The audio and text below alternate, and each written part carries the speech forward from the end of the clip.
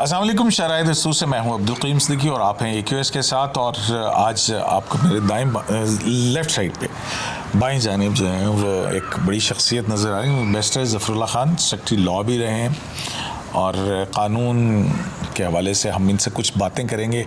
साजिश का हम बहुत जिक्र सुन रहे हैं। ये साजिश क्या होती है, कानून क्या कहता है, साजिश करने वाले के हवाले से कानून क्या कहता है, कैसे डिटरमिन होती है, और फिर अगर झूठा इल्ज़ाम लगे तो फिर क्या होता है।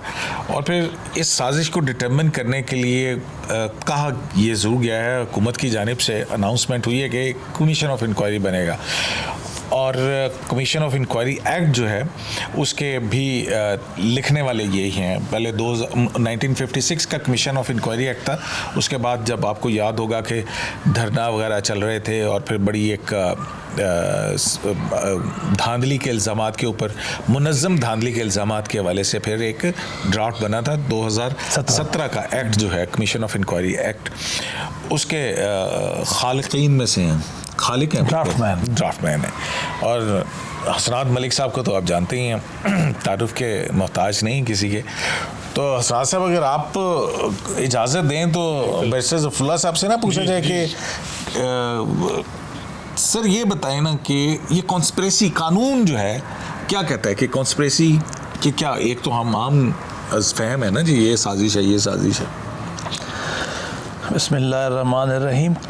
कानून का बुनियादी असूल ये है कि किसी चीज़ की हम सबसे पहले तारीफ़ करते हैं, और तारीफ़ देखने के लिए या तो कोई स्पेशल लॉ होगा या जनरल लॉ होगा, तो हम PPC में चले जाते हैं, पाकिस्तान पिनल कोड 1860। उसके अंदर कॉन्स्पिरेसी डिफाइंड है।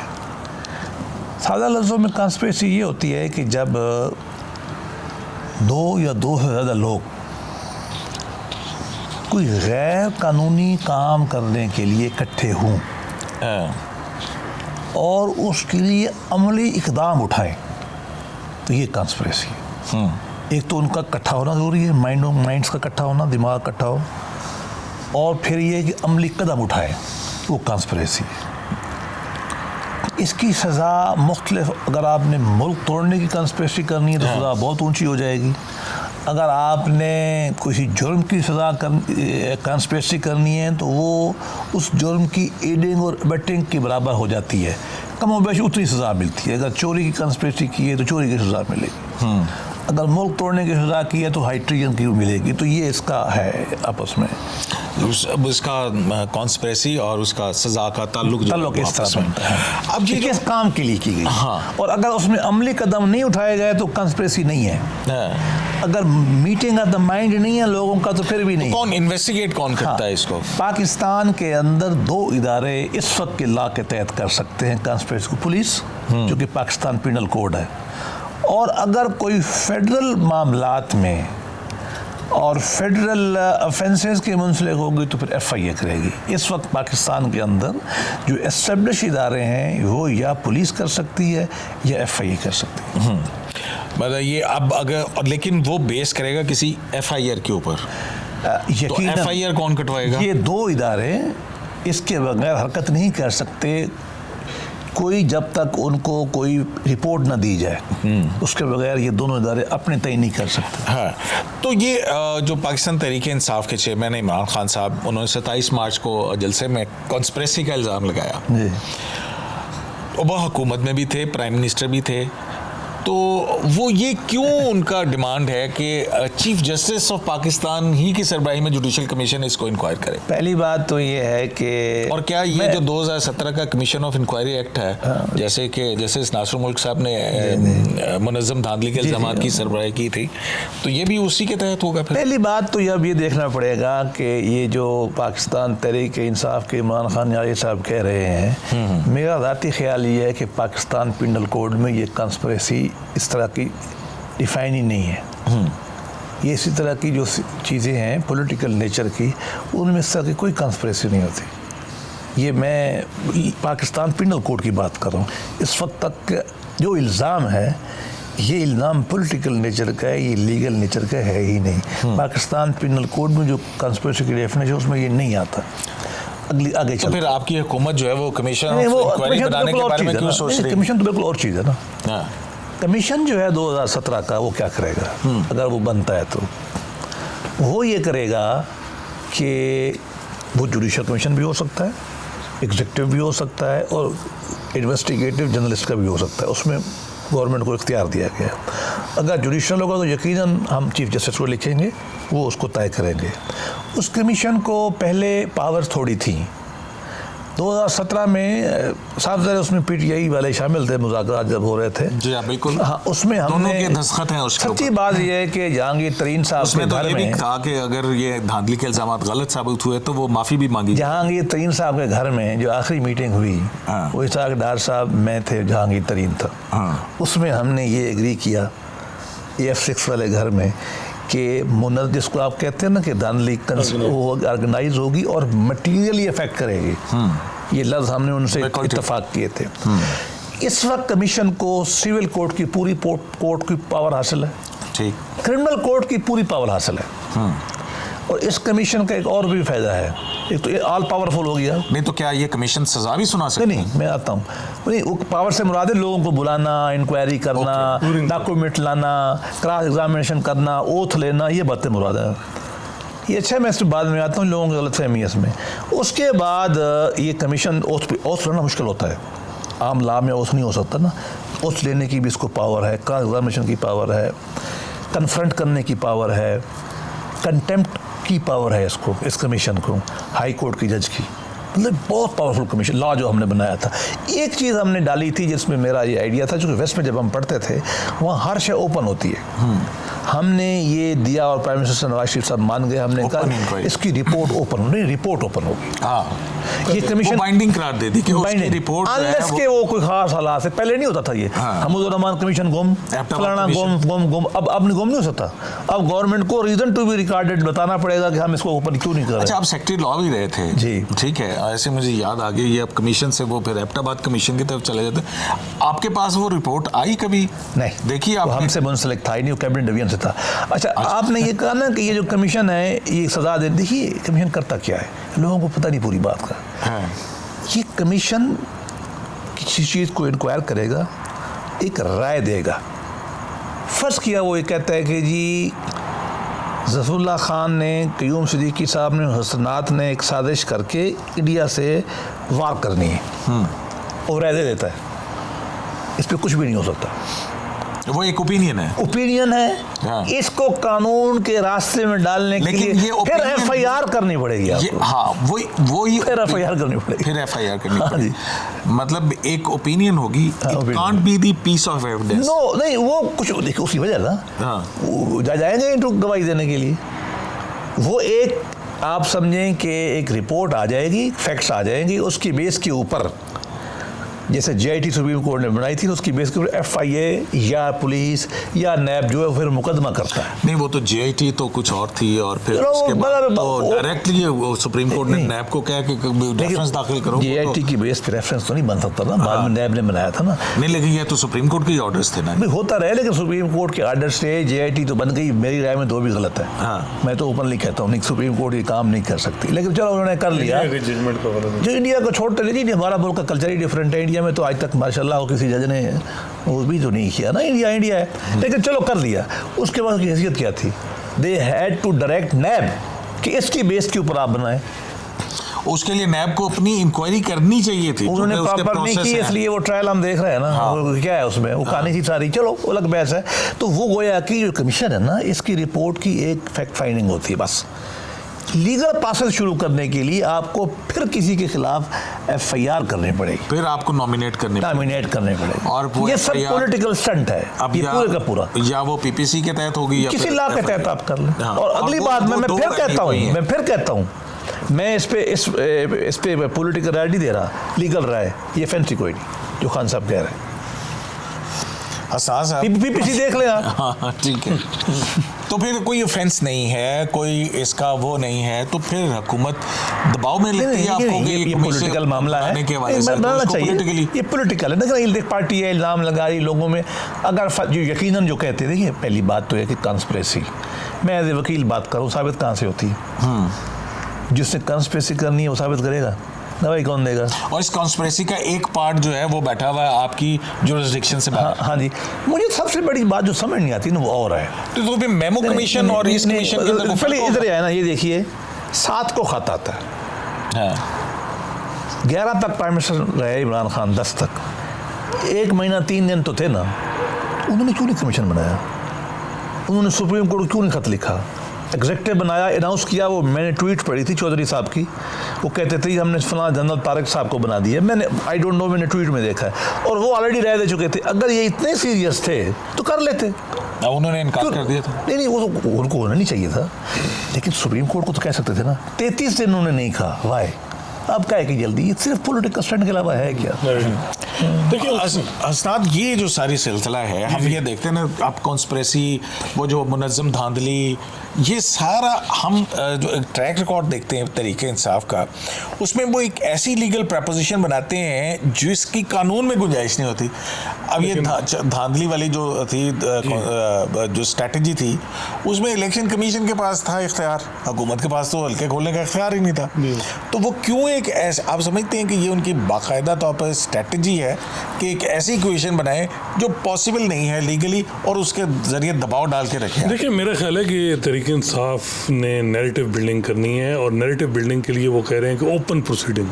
आपको पता है कयूम साहब, जब ओपन प्रोसीडिंग होगी 1.5 माह 2 माह रोज़ समाअत होगी, कमीशन अगर बैठेगा, सपोज वो कहते हैं जुडिशल कमीशन हो, सुप्रीम कोर्ट के जजेस बैठे, और उसी तरह हो जिस तरह रिगिंग वाला, रोज़ बैठे, रोज़ इमरान खान साहब आए, रोज़ बाहर प्रेस कॉन्फ्रेंस हो, रोज़ कोई ना कोई क्रॉस एग्जामन हो। अब वो कहते हैं लिस्टें मंगवाएं जिन लोगों ने आखिरी 2 महीने अमेरिकन एम्बेसी से मुलाकात की, उनमें जर्नलिस्ट भी हैं, सियासतदान भी हैं, और भी बहुत लोग, उनको बुलाया जाएगा, उनको क्रॉस एग्जामन किया जाएगा। हाँ जी, आप बताएं आप क्यों गए, आपकी कोई, जिस तरह वकील वो जरा करता है, वो उसको हर एंगल से कोई ट्वीट कर देगा, कोई खबर बना देगा।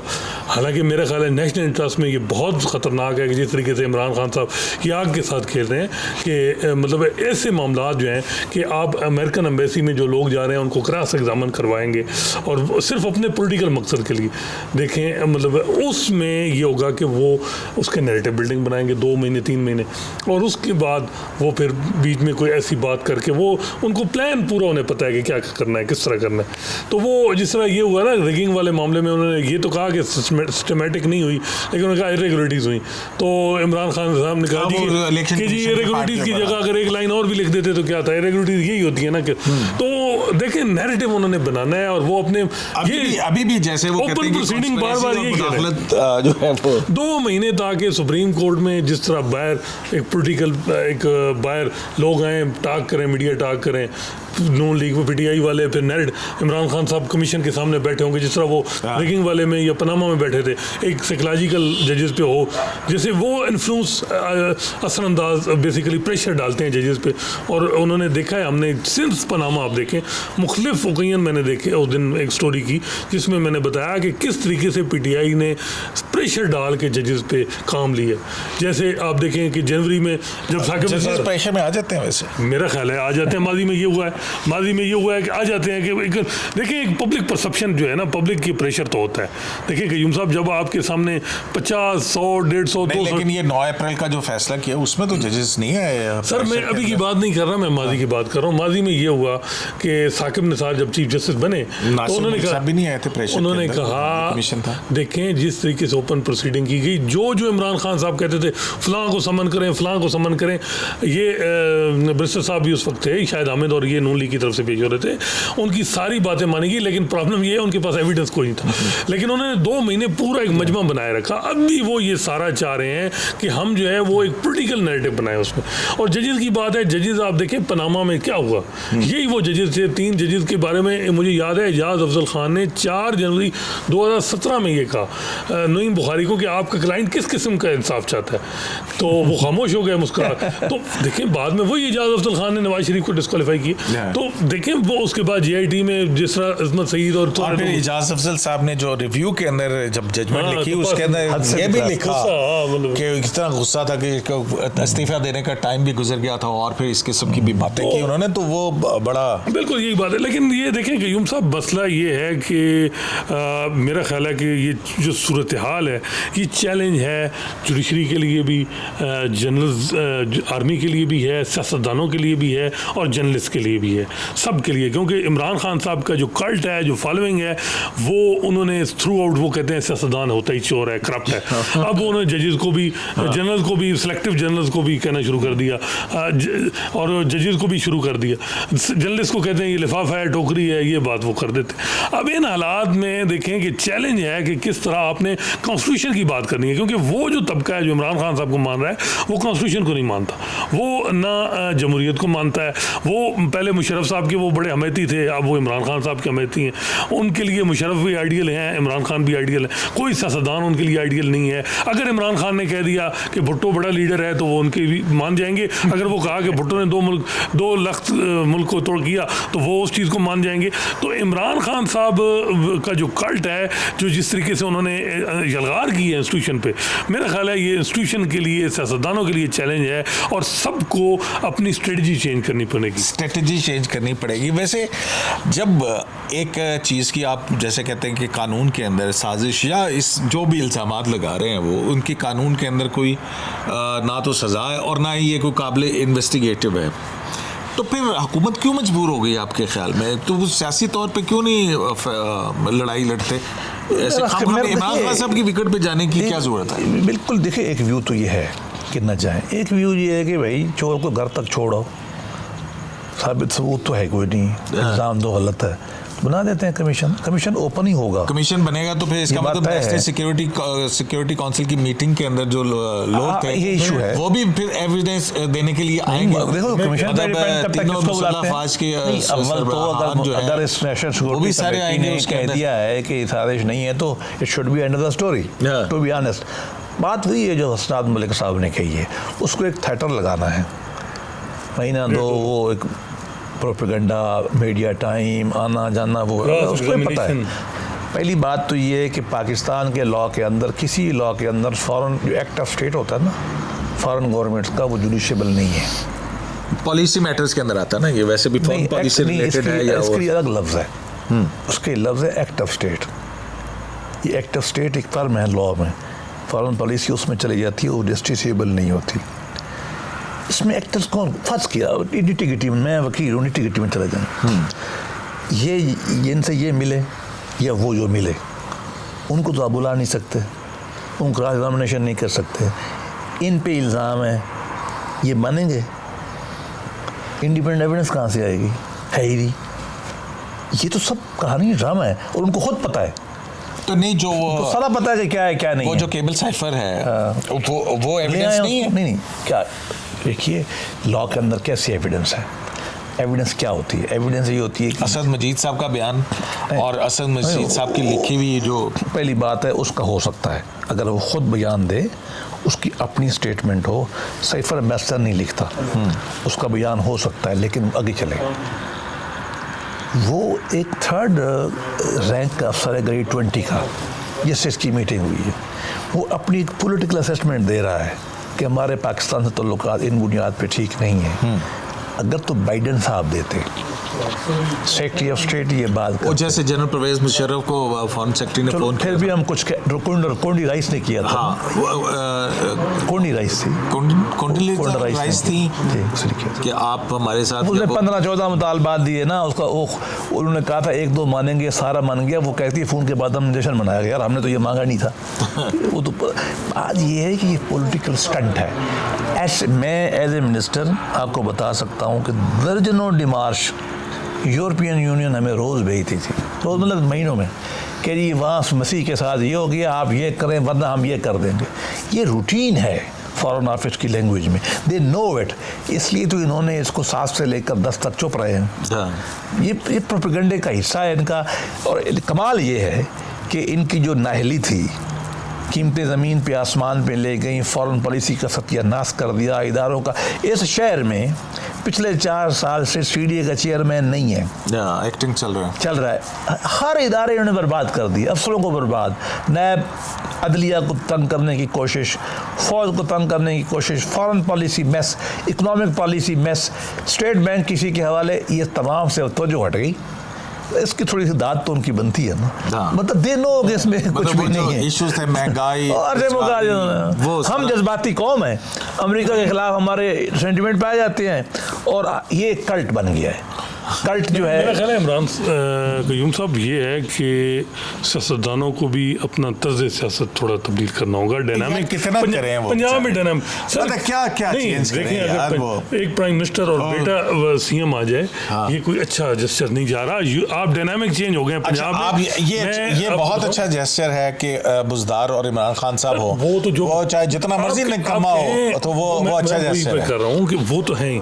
आपने उसका मुकाबला करना है उस यूथ को। आप देखें हर जो भी है जिस तरीके से भी वो तो आपके चौधरी परवेज़ इलाही को वज़ारत आला ऑफर की थी, वही नहीं माने। मैं यही कह रहा हूँ, लेकिन इसके अलावा नए फेसेस आने चाहिए। उनको कैबिनेट में मेंबर जो सन 85 से जो है मुख्तलिफ इदारों में रहे हैं, मेरा ख्याल है वो रेस्ट करें, पीछे कोई अपने थिंक टैंक बनाए, पॉलिसी सजेशन दें, और नए लोग जो नए लॉ मेकर हैं, पढ़े लिखे अच्छे, किसी भी पार्टी, पीपल्स पार्टी, नून लीग, उन लोगों को जो है वो देना चाहिए। और ये मेरा ख्याल है 1.5 साल देना चाहिए था नए लोगों को। क्यों जी आप लोग ये पार्टियों के मैं अंदर फ्रेश ब्लड या असूलन क्यों नहीं मैं लेके इससे आते हैं? इत्तेफाक करता हूँ।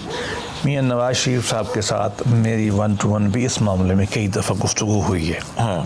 ख़ास तौर पे जब ये नैब का ट्रायल चल रहा था ना, वापस आके हम बैठ जाते थे तो किसी घर में, जब वो ट्रायल रोज़ चलता था, मैंने मियां साहब को कहा कि देखें कई वजूहात हैं, 2 वजह बहुत अहम है। एक वो जो कह रहे हैं, मैं भी बताता हूँ, एक और है। एक आपने एक वोट को इज्जत दो का जो एक फार्मूला बनाया है, ये अकेला आदमी नहीं लड़ सकता। इसके लिए स्ट्रांग पॉलिटिकल पार्टियाँ चाहिए, और पॉलिटिकल पार्टियाँ स्ट्रांग तब होंगी जब वो ऑर्गेनाइज होंगी, उनमें इलेक्शंस होंगे और उनमें औरतें और यूथ आएगी, औरतें और यूथ। मलिक साहब ठीक कहते हैं। देखिए पावर पॉलिटिक्स बदल रही है। मीडिया, हमारा फ़र्ज़ किया, अक्सर लोग मीडिया के पुराने हमारे वो थे जो प्रिंट मीडिया के थे, फिर इलेक्ट्रॉनिक आ गया, अब आ गया सोशल मीडिया। मुझे मुश्किल होता है हैंडल होना, मैं भी थोड़ा मीडिया इलेक्ट्रॉनिक के ज़माने में, सोशल मीडिया से भी नहीं आता कि अच्छा, तो देखिए नई नस्ल आ गई है, ये बहुत ग्लोबलाइज्ड है। इनके नारे नए हैं, इनके स्लोगन नए हैं, इनकी एस्पिरेशंस नई हैं। पार्टियों को बदलना चाहिए, ये इंतहाई ज़रूरी है। इसकी मैं एक साइंटिफिक मिसाल दूं। कंप्यूटर होता ना, P1 होता था, P2, P3, P4, फिर इंटेल आया था। मतलब 5th जनरेशन वॉर जो है, आप फर्स्ट जनरेशन से नहीं लड़ सकते। और मैं आपको बताऊं, ये हमारी पार्टी में एहसास है। रिसेंटली एक बड़ी अहम मीटिंग हुई थी, वहाँ ये मसला उठा कि भाई कॉमन सेंस है, मीडिया में पीटीआई एक तरफ, बाकी सारे एक तरफ, वो आ गए आपसे। इसमें कुछ छुपी वाली बात है मानने वाली, आ गए आपसे क्यों? जो उनका जो प्रोपेगेंडा, सर वही बात है, जो प्रिंट वाले और जो क्रेडिट, वो नहीं कर सकते ना हम। अच्छे जर्नलिस्ट रिप्यूटेड हैं, उनको उन्होंने डिस्क्रेडिट कर रहे हैं। नहीं, वो आ नहीं सकते। देखिए ना, मैं फर्ज किया अच्छा कॉलमिस्ट था वक्त का, मुझे आप बताइए मैं नए क्यूएस के लिए फिट हूँ?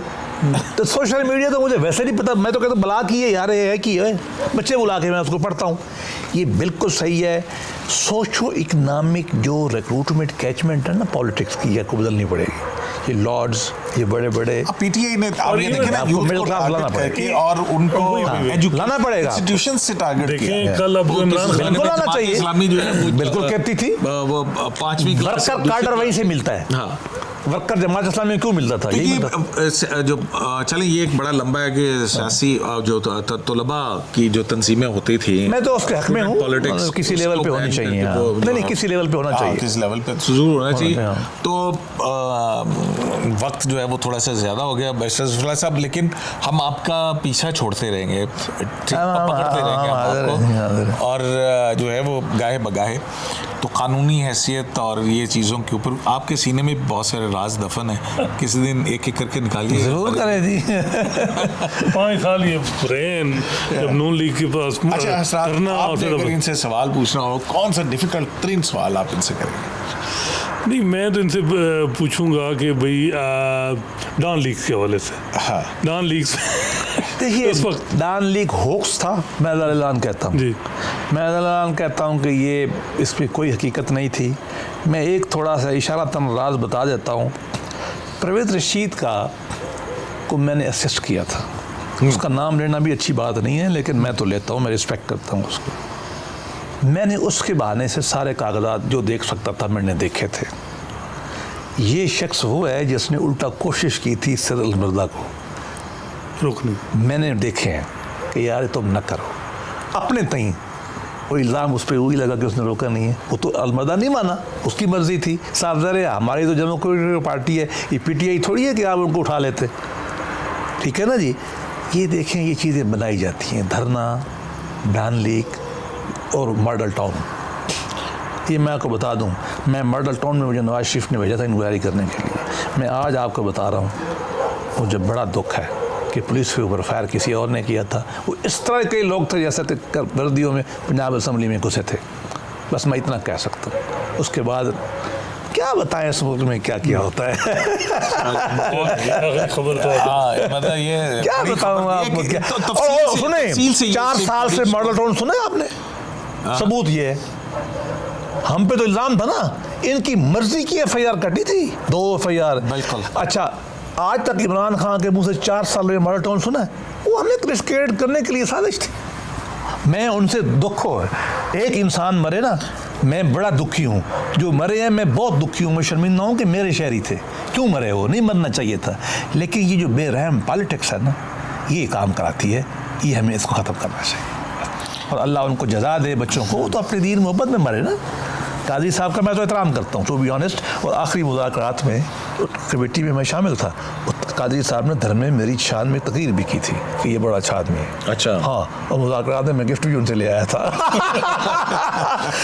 लेकिन बहरहाल अल्लाह माफ़ करे, बहुत कुछ पाकिस्तान में होता है। बहुत शुक्रिया, बहुत शुक्रिया जी। बैरिस्टर ज़फ़रुल्लाह, हमने कहा कमीशन ऑफ इंक्वायरी एक्ट कैसे काम करता है, और फिर उसकी रिपोर्ट भी आ भी जाए तो वो रिपोर्ट जो है वो कोई एविडेंस का दर्जा नहीं रखती है। उसके बाद फिर एक इन्वेस्टिगेशन होनी, लेकिन ज़ाहिर है दूसरी तरफ जो समझ आती है इमरान खान साहब का जो पैटर्न है, उसको अगर हम देखा जाए तो वो बकौल इनके और हसनात के एक सियासी थिएटर लगाना चाहते हैं। शरह दस्तूर से अब्दुल करीम सिद्दीकी को AQS लाइव से इजाज़त दीजिए। अल्लाह ने के बाद।